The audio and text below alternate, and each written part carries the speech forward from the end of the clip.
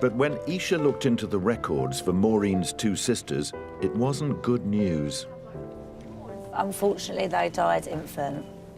With Maureen losing not one but two sisters at the ages of 2 and 9, there were no other close family members to look for. So then we have to look into both the parents' sides to see if we can find anyone to inherit. If the team were to find any heirs to this potentially high-value estate, they had to move back a generation. It was vital that they searched for any other children that Maureen's grandparents may have had. These potential aunts and uncles could provide Maureen with cousins, the missing pieces of the puzzle. Isha, this is getting to be quite a tricky case, isn't it? Yeah. What did you find out about Maureen on her father's side? So her father was called William Patrick, and he was born in 1914 in Birmingham. When we looked, his father's surname was Patrick, obviously, and his mother's surname was Hodgetts. Now, Patrick is quite a... not common, but it's around, isn't it? There are a few of them, yeah, not definitely. too difficult. But Hodgetts gives you a bit more traction, doesn't it? Yeah, and the combination is quite good. So we quite easily established that he was one of 4 children. Oh, right, OK. So that's where you go on to now. What were they called? Albert, Annie and Alfred. All A's? All A's, apart from our William. OK. Who did you start with? We started with Annie. Yeah. And as you can see, she died... she was born March quarter 17, died March quarter 17. So only lived a matter of days. A lot of deaths in this family, aren't there? Young infant deaths. So what about Maureen's uncle Alfred? So Alfred, we couldn't find a marriage for him, couldn't find a death for him, couldn't find him alive. And then we looked and saw the fact he's born 1920 and we can't find anything on him.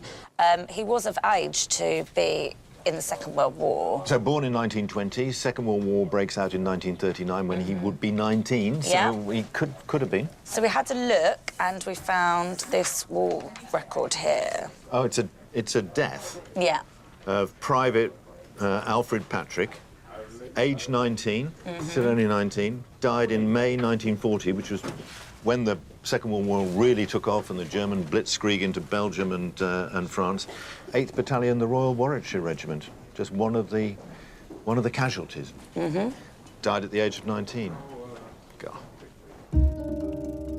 Alfred Patrick was part of the expeditionary force defending Belgium following the German invasion in May 1940. 500,000 British troops joined forces with French and Belgian armies and were attacked by the massive German forces, backed by over 2,000 tanks and artillery. Alfred was killed on the 25th of May 1940, trying to defend the town of Boulogne from the Nazi advance. He was buried in the Calonne communal cemetery, along with 70 of his comrades. So, unfortunately, 2 of 4 children born to deceased Maureen's grandparents, Ernest and Annie, died without having children of their own. So, every lead you've got in this case seems to end in a sad ending. What about Maureen's other uncle here, Albert? So Albert looked promising because he's married twice. He marries Violet and Elsie. And then when we looked for children from both of the marriages, there wasn't any. So he actually ended up, even though marrying twice, had no children. So you've got nowhere on the paternal side. What's the worst-case scenario for you? Well, the worst-case scenario is there'll be nothing on the maternal side, so then that's the end of it for us. And what does that mean? It means that the money will go to the government rather than to the family members, because we don't have any. The team may have hit a dead end on the paternal side, but they weren't ready to give up. And across town, company boss Andrew Fraser was busy attending the auction of the dilapidated property Maureen had left behind. A big sale today would vastly increase the windfall due to any heirs. So we're in central London today for Auction House London's public sale, where at lot 109, Mrs. Neudomming's home in Coventry will be offered for sale. It's a terrace house, but it's in a very poor condition and needs an investor to come and refurbish the property. We're hoping it will sell somewhere around the £95,000 mark. As there are no heirs on Maureen's father's side of the family, the team concentrated their efforts on her mother's side. With the chances of finding an heir reduced by half, the stakes were getting higher. So now everything was resting on the maternal side, and if we didn't find any heirs on that side, then we'd have to close the case. From a search of the records, Isha found Maureen's mother's birth certificate, which revealed her parents' names. So Maureen's maternal grandparents were Robert Reddick and Lily Butler, and they married in 1907 in Coventry. So unlike Patrick, Reddick was actually a really good name to research because it's not very common, and the fact that they all stayed in the Coventry area made it even easier for us. Isha also spotted something unusual. On the marriage certificate of Robert and Lily, you can see they're both machinists and they both lived at the same address. In fact, Robert Reddick and Lily Butler, Maureen's maternal grandparents, both worked in Coventry's main industry of the time, bicycle production. Well, really, from the beginning, Coventry was the centre, and then it spread immediately to the rest of the Black Country, and then Nottingham, London, elsewhere. By the 1890s, there were 150 cycle companies employing some 45,000 people in different trades. Robert and Lily would have been making some of the very first bicycles for wealthy Edwardians. The standard bicycle was black enamelled, but the shiny parts were nickel. A lot of people doing manual labour, polishing, plating, and finally lacquering to produce the finished article. The reality of life as polishers and machinists on the production line would have been tough for Maureen's grandparents. You're working in conditions where if you're polishing, you're raising dust, so it can't have been that pleasant. But unlike some other industries of the time, it wasn't just men on the factory floor. Men and women, I think, would have worked together in certain cycle factories. It's obviously quite possible that couples should have met at work. Without the invention of the bicycle, Maureen's grandparents might never have met.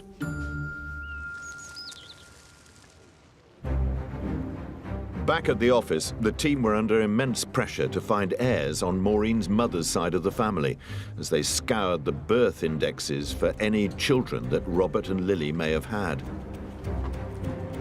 But as the team delved into Robert's records, they discovered something interesting.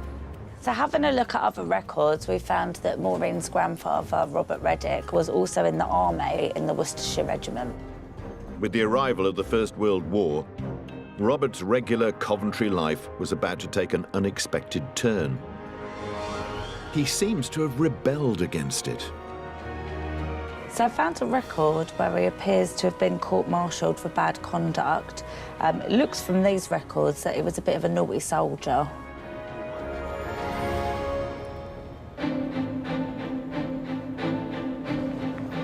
Usually, the heir hunters take on cases where somebody has died intestate without leaving a will and try as hard as they can to track down long-lost relatives. But even when a will has been left, the heir hunters are sometimes called in to investigate. The team at Finders International have taken on one such case, the estate of 52-year-old Christopher Cole. Right, yeah, I know, yeah. So this is the case of Christopher Ewan Thornton Cole. Now, the reason this case is a little bit different from others that we work is that Christopher did leave a will. His estate has already been dealt with, which means that referral has been made to us by a firm of solicitors. And they've told us that there's this sum, £60,000, which is being paid out from the pension he had with the Royal Mail. As a post office employee, Christopher had tucked away a pension throughout his working life. But due to a clause in the contract, the money couldn't be passed to the beneficiaries he'd named in his will. Instead, the £60,000 fund needs to be given to his next of kin, assuming he has any relatives who are still alive. To try and find them, the team need to get to work fast. We're going to follow the same steps that we would do as if it was an intestate case, as if there wasn't a will, just to try and find out who Christopher's next of kin are.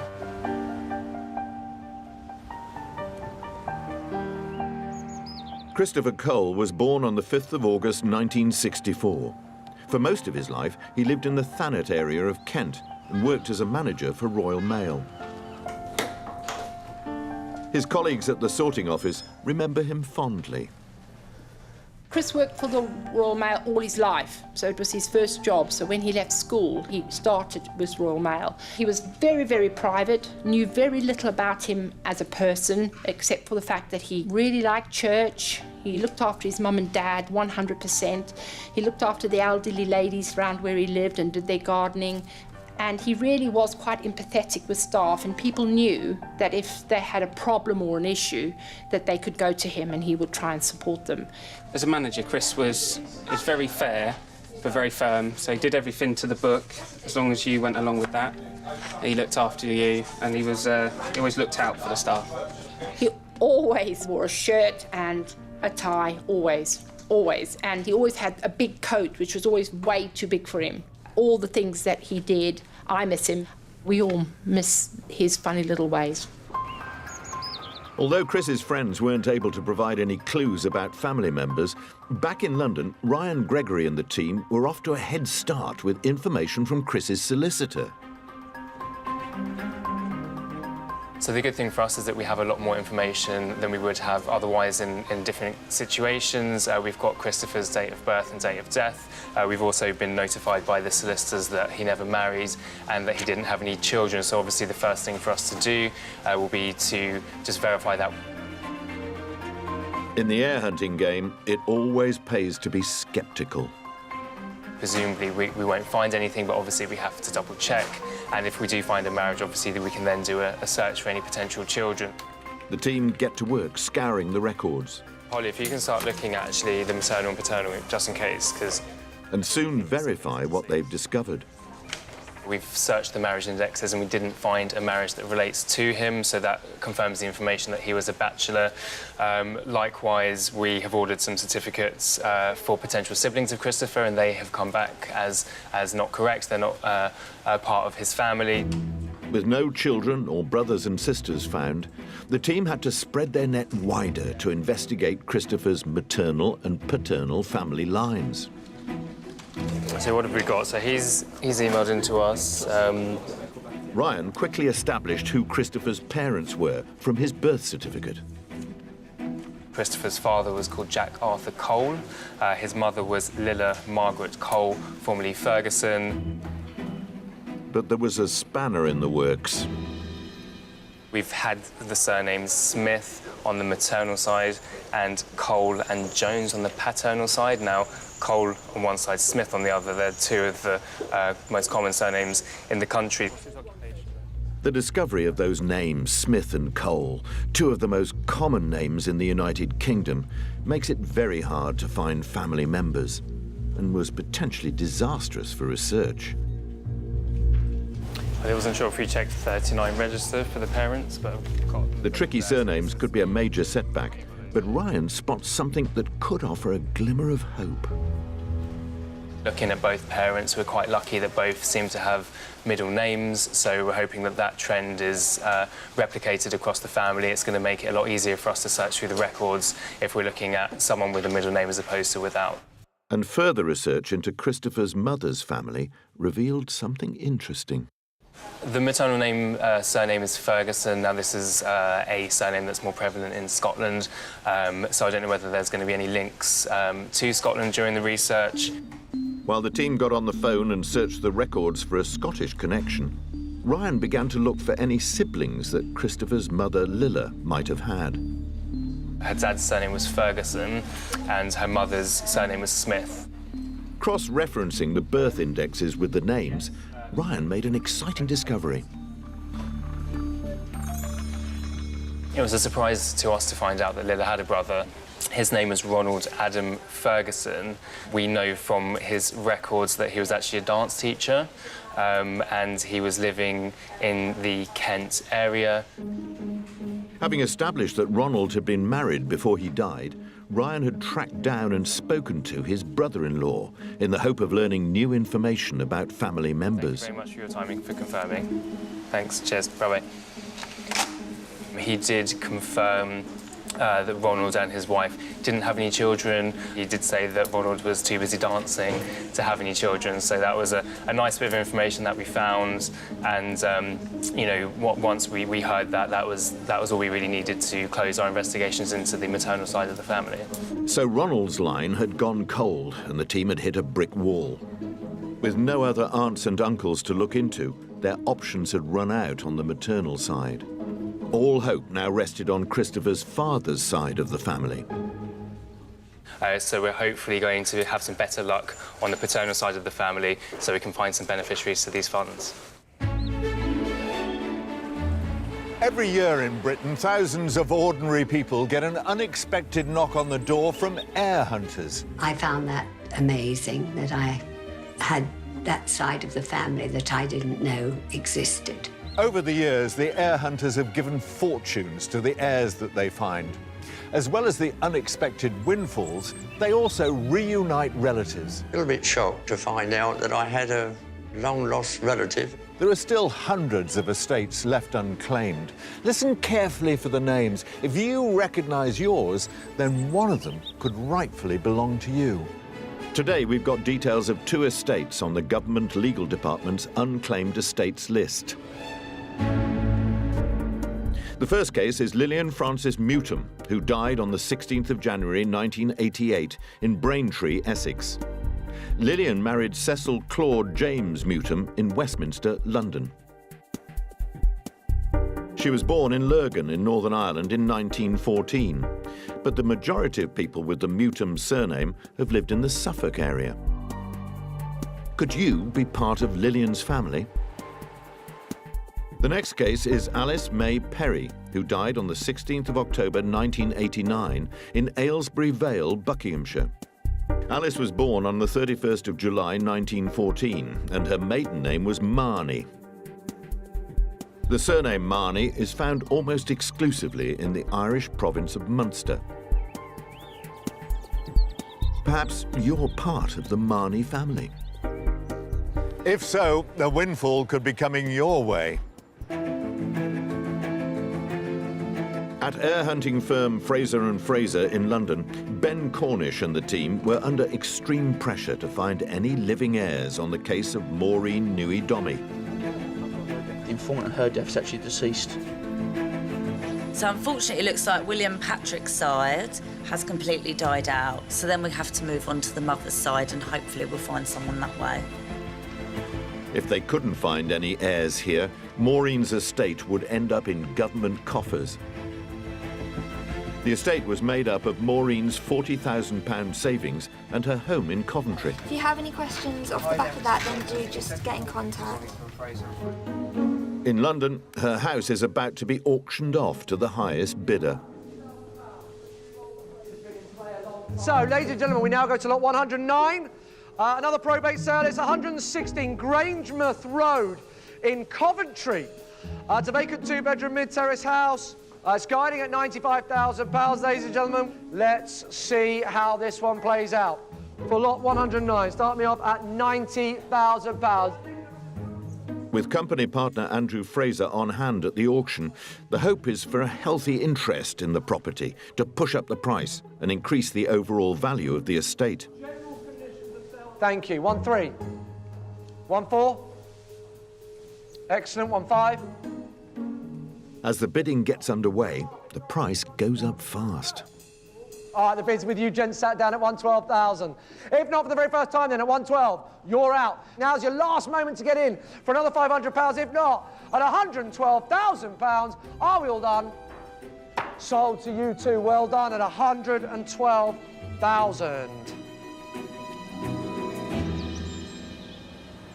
It's a really good result. For the beneficiaries, they get this additional funds over and above what we originally expected. It's great news for the team, as it's all money in the pot for Maureen's heirs.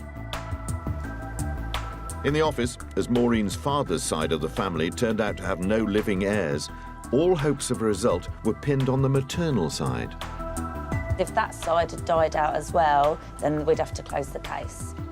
Working back into her family tree, the team had uncovered some shocking information about Maureen's soldier grandfather, Robert Reddick. So I found a record where he appears to have been court-martialed for bad conduct. It looks from these records that he was a bit of a naughty soldier. Despite Robert Reddick's court-martial and trial, Isha couldn't find any prison record. I didn't come across any records saying that he'd later been imprisoned. If I had, it may have unfortunately been the end of this family line. Escaping a prison sentence meant that hopefully Robert had gone on to have more children, other than Maureen's mother, Eva. Isha and the team delved into the records for Robert and Lily, searching for evidence of any children they may have had, and they couldn't quite believe what they found. Looking at the maternal side, we were quite pleased because there was 9 children from the Reddick to Butler marriage. With 8 children, in addition to Maureen's mother, Eva, to look into, the chances of finding an heir were suddenly very good. But as with the paternal side, it wasn't plain sailing. So what we found quite quickly is one of the children had died before 1911. 2 of them had no children, so we had 5 aunts and uncles that had married and gone on to have children. There were Maureen's maternal aunt and uncles, Lillian, Robert, John, Francis and Morris, left to look into. Isha and the team started to search the marriage and birth records. And at that point, everything changed.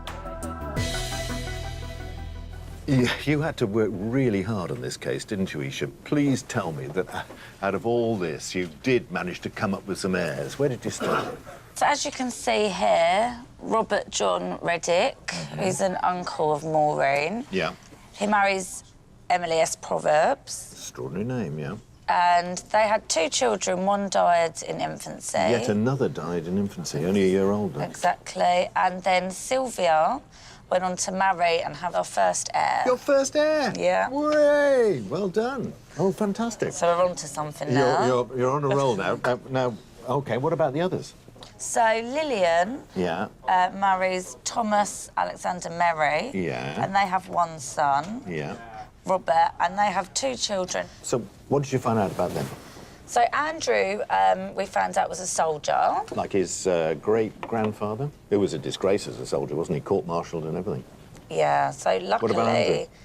Andrew was a bit more distinguished, and when we were trying to find an address for him, it actually come up as one of the most famous addresses you can get.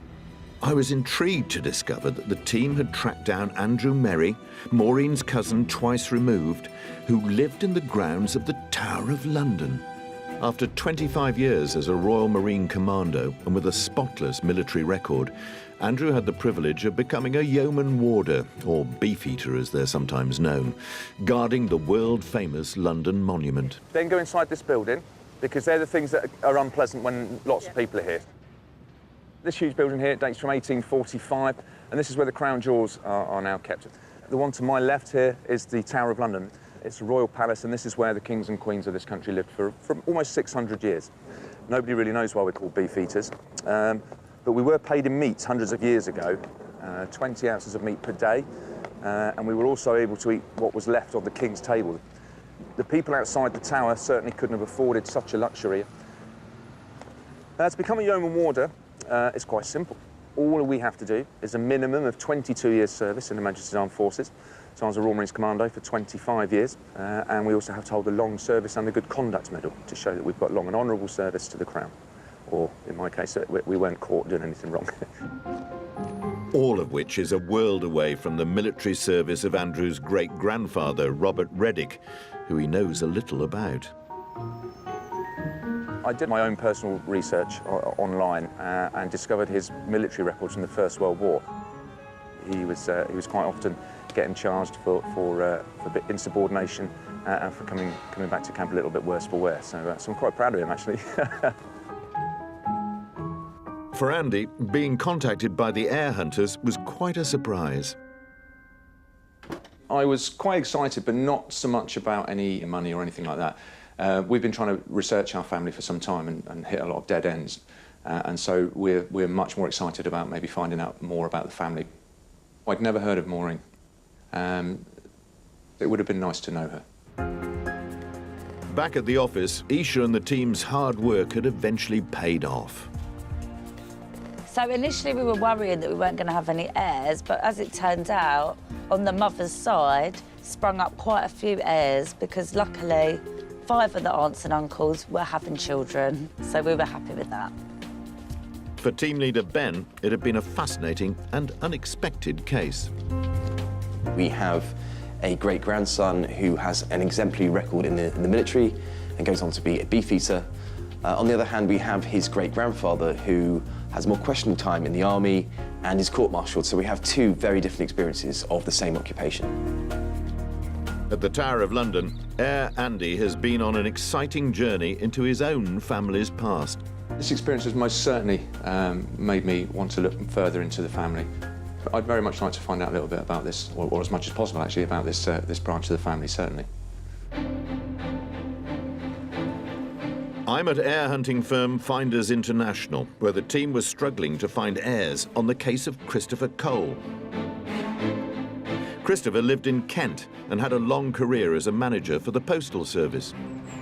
It was his first job, so when he left school, he started with Royal Mail. Chris never really talked about hobbies or anything he did outside of work. I think he lived to work. Although he left a will when he died, Post Office rules dictated that his £60,000 pension must be passed to his next of kin. So the search was on to find any surviving relatives. Ryan, you drew a blank with Christopher's mother's side.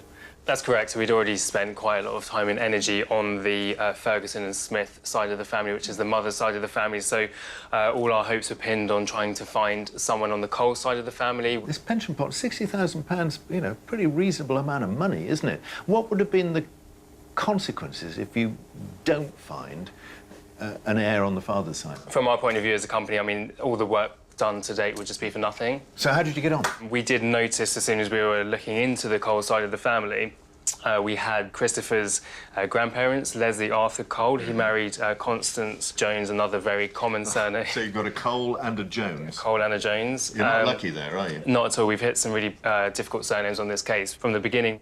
At least you're starting to put together the family tree, aren't you? We were then able to develop a bit of the family tree, yeah. So we knew already Christopher's father was called Jack. We were beginning to get a few certificates into the office, and we noticed something very interesting from the occupations throughout the family. Oh, what? Ah, now this is Leslie Arthur Cole, that's Christopher's grandfather? That's correct. And you're right, he's a postman. He's a postman, just like his grandson, of 76 Lebanon Road, Croydon. Postman. Well, how extraordinary. So we have Leslie, like you say, as a postman. We'd already had the certificate as well, which showed that Christopher's father, this is Jack, Christopher's birth certificate, isn't it? That's correct. Yeah, you got earlier on, yeah. And that's see his dad. occupation there. Oh, his dad has got GPO written against it as well. Overseer, GPO, that General Post Office, what they used to call the Post Office in my day. So, you've got the grandfather, you've got the father, and you've got Christopher himself, all in the Postal Service, ran in the family. How many letters must they have actually delivered in those 3 generations, I wonder? And I think, you know, we know that Christopher's pension came from the Royal Mail, so, like you say, a lot of letters delivered, 3 generations in the Postal Service. I think he very much deserved that pension. And you're starting to get somewhere. We were. With a history dating as far back as the 1500s, the Postal Service has played an important part in society for centuries. At the beginning of the 1900s, when Leslie Arthur Cole was working as a postman, it was a highly respected job. Working for the Postal Service, even today, has a sense of pride and a sense of kind of belonging to an organisation with a long history. Certainly in the 1930s, it was considered a good job to have. It was a job that many people sort of sought. In the 1940s, when Christopher's grandfather was working in the service, world events made it a dangerous but highly important occupation. During the Second World War, the job of the Postal Service was vital. That people were having to keep in touch with family members who were serving in countries all around the globe, and also on ships in the Navy, of course. So the Postal Service had that job of getting those messages delivered to those people, and for having those messages coming back home. Working in the Postal Service has been a family affair for Christopher's relatives. Chris Cole followed in his father and his grandfather's footsteps in working for the Postal Service.